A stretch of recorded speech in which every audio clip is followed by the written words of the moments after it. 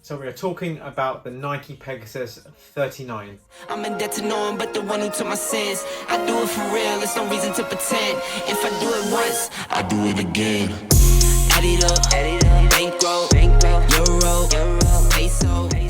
Hi everyone and welcome back to the channel. Got a shoe review today of what I think of my first impressions of the Nike Pegasus 39. His flagship shoe is in this 39th iteration, and it kind of builds upon what they've done in many years, and it also rolls back into what feels like the Pegasus 34 and 35 in the 39 edition. So first things first, let's talk about the shoe, some specs about the shoe, also some pros and cons, and obviously a summary of what I thought when I went and took these out for a spin. So let's get straight into it.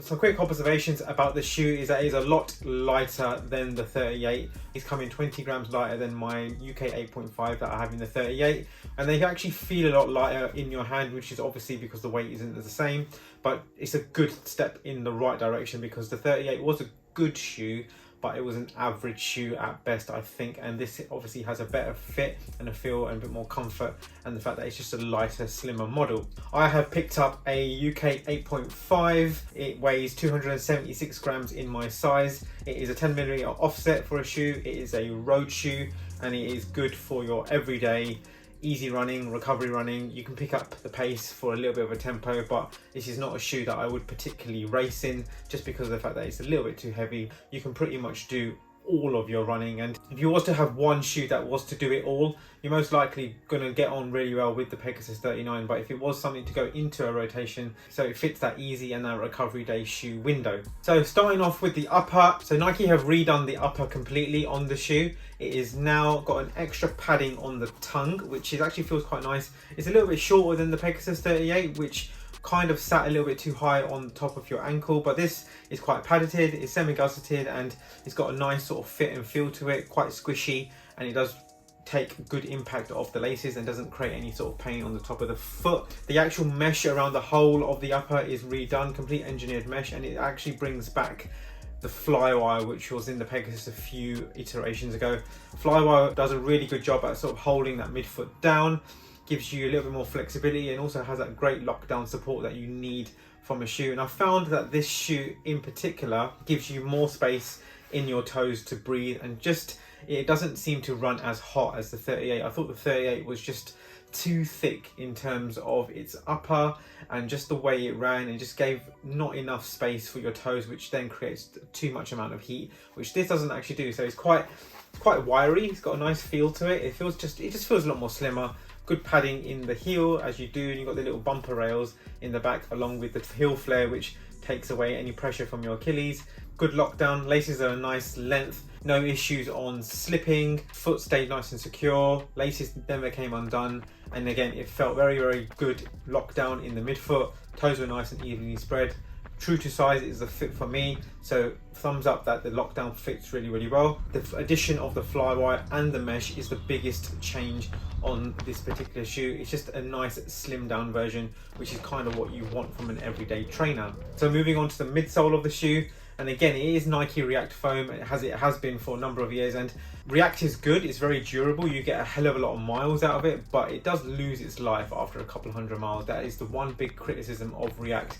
It is not like ZoomX, not like the Invincible, which feels quite poppy and quite snappy even after 400 or 500 miles, whereas this and previous iterations of a React shoe does seem to die, and I do think it is a foam from Nike that is potentially a little bit outdated.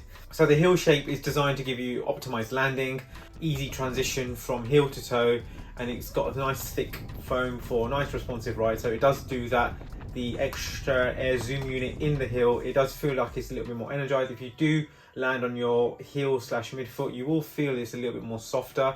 If you are a midfoot lander, then I didn't feel it felt as slappy as the 38. Still a little bit of slap, but not as much so.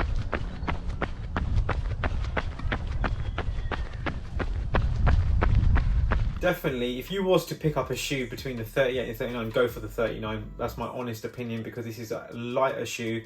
It has less cons than the 38 itself, but you've got an air zoom unit in the forefoot, you've got an air zoom unit in the heel, which is one more than you have on the Pegasus 38, and it do feel a bit cushy. I'm not going to lie, that this React foam does feel a little bit more softer. It just feels a little bit, I can get my hands in a little bit more, my fingers seem to squish it a little bit more, I can compress it a little bit more. So maybe they've changed the compound, the blend, some sort of formulation of how they've actually made this midsole, but it does feel a lot different. It just feels a little bit more squishier, and also feels a little bit more lighter. So as from a first run impression, the shoes felt pretty cushioned, felt quite nice, quite good, transition was good. Again, after 100-200 miles, will that feeling be the same? Most likely not. Moving on to the outsole, again, you got that perfect waffle traction, very synonymous with a Pegasus. It gives you excellent traction, grooves on the rubber allow for natural motion, and again, pretty much varied for pretty much all foot types. I picked it up in this red colorway, which is probably the most striking colorway that they had on the website. Some of them were pretty bland, but I wanted something nice and bold, something different, something that I haven't had in the rotation for a long while. And so I think it looks great. I do think they've improved the look of the actual Pegasus, and that's just down to the fact that they've changed the upper more than anything. Again, this is pretty much worn in all weathers.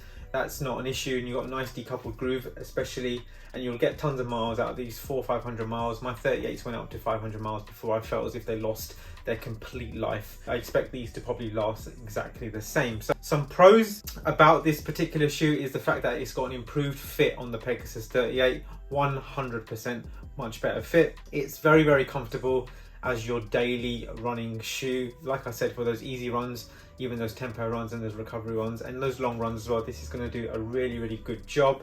It is quite durable. You're going to get a hell of a lot of mileage out of this foam. It lasts, and it can go through a brick wall most likely. Will you have a lot of fun doing it?